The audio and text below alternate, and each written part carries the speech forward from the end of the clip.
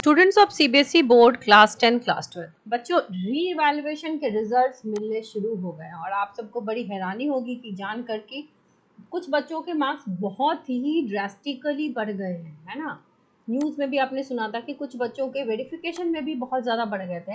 हालांकि सबके नहीं बढ़े हैं, तो इसलिए आप ये नहीं सोच सकते हो कि मेरे नहीं बढ़े, बहुत बच्चों के नहीं बढ़े हैं। आप समझ लो कि 2-3% बच्चों के मार्क्स लेकिन बहुत ज़्यादा बढ़ गए हैं।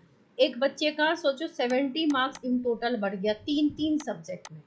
तो चूंकि बच्चे ने वैसा पेपर दिया होगा और मार्क्स के हिसाब से वो सेटिस्फाइड नहीं था, तो मार्क्स मिल गए। It's a huge achievement. आप देखो, मैं रिजल्ट्स नहीं दिखा पा रही हूँ ड्यू टू सम रीज़न कि बच्चे अपना रिजल्ट डिस्क्लोज नहीं करना चाह रहे हैं।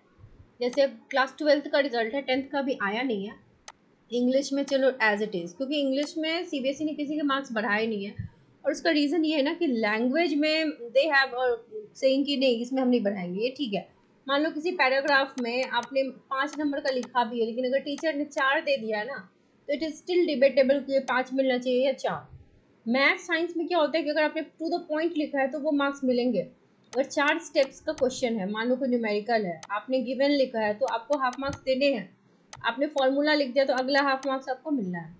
आपने प्रोसेस लिख दिया, अगेन हाफ मार्क्स, और रिजल्ट लाए तो हाफ मार्क्स। तो हिंदी में, इंग्लिश में इस तरीके का डिस्ट्रीब्यूशन इतना एप्ट नहीं होता। पैराग्राफ राइटिंग या कुछ चीज़ों में नहीं दे सकते, मतलब इट कैन बी डिबेटेबल। तो इंग्लिश में कम बच्चों के मार्क्स बढ़े होंगे, मैथ्स में बढ़े हैं। देखो 77 से 97 से ह्यूज इम्प्रूवमेंट। तो बच्चे के भी देखो ओवरऑल मार्क्स, सारे मार्क्स 90s में रीच कर गए। इस बच्चे को डाउट रहा होगा कि मैथ्स जैसे सब्जेक्ट में आपको पता चल जाता है ना आपने कितना लिखा है। केमिस्ट्री में देखो 88, तो केमिस्ट्री में चलो सही था। फिजिक्स में 89 to 99, it's a huge improvement, isn't it.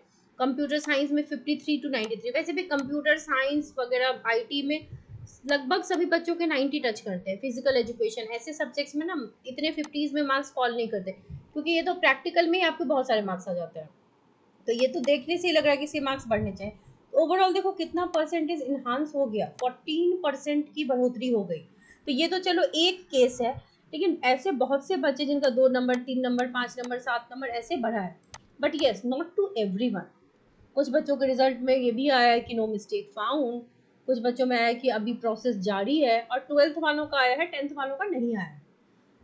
बस 12th वालों के इंग्लिश में नहीं बढ़ रहे, लेकिन बिजनेस स्टडीज हो गया, chemistry, physics, maths, bio, computer, ऐसे सब्जेक्ट्स में, फिजिकल एजुकेशन, जहाँ जहाँ मिस्टेकनली मार्क्स कटे हैं वहाँ पे बढ़ा रहे हैं। इंग्लिश में, लैंग्वेज में थोड़ा सा डिबेटेबल हो जाता है कि मार्क्स बढ़ेगा या नहीं बढ़ेगा, है ना।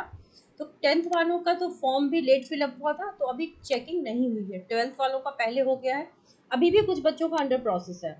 और 10th वालों का देखो 20 जून के आसपास ही आपका री-इवैल्यूएशन का रिजल्ट आएगा। बट यस, रिजल्ट पॉजिटिवली अच्छा आया है। जिनका मिस्टेक फाउंड हो गया है, अच्छी बात है, मार्क्स बढ़ गए। जिनके वेटिंग है, सो जस्ट वेट एंड सी क्या होता है।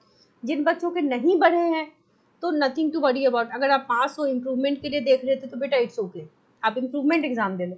अगर आप पास नहीं है, कंपार्टमेंट आई है, तो भी अभी 1 महीना है, you can study hard and score good marks. So students who are having compartment in chemistry और आप इम्प्रूव करना चाहते हो, तो बेटा स्पेशल बैचेस चल रही हैं, जिसको ज्वाइन करने के लिए आप इस ईमेल आईडी पे मेल या इस नंबर पे व्हाट्सएप कर सकते हो।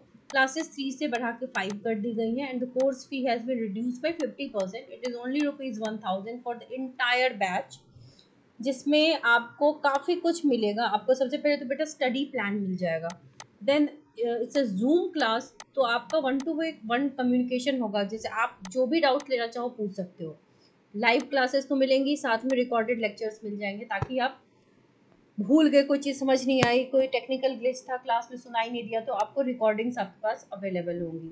ठीक है, डाउट सेशंस होंगे मोस्ट। अगर आप पढ़ नहीं पा रहे हो, नहीं हो पा रहा है, तो सबसे पहले तो माइंड मैप दे दूंगी कि एटलीस्ट लास्ट मोमेंट रिवीजन हो जाएगा।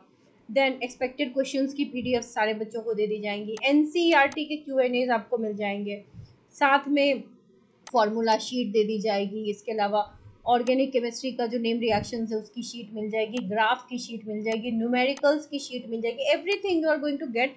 इट्स जस्ट दैट आपको भी थोड़ा सा हार्ड वर्क पुट करना है। अगर आप चाहोगे सिर्फ लेक्चर्स अटेंड करके आप पास हो जाओ, तो that is not going to happen. आपको भी याद करना होगा साथ के साथ। 30 दिन है ना, आप 20 दिन का टारगेट रख लो। 20 दिन में एक चैप्टर को 2-2 दिन में फिनिश करो, ठीक है। You will be able to do it, trust me. So wish you all the very best. Stay positive and do subscribe the channel for updates. Students,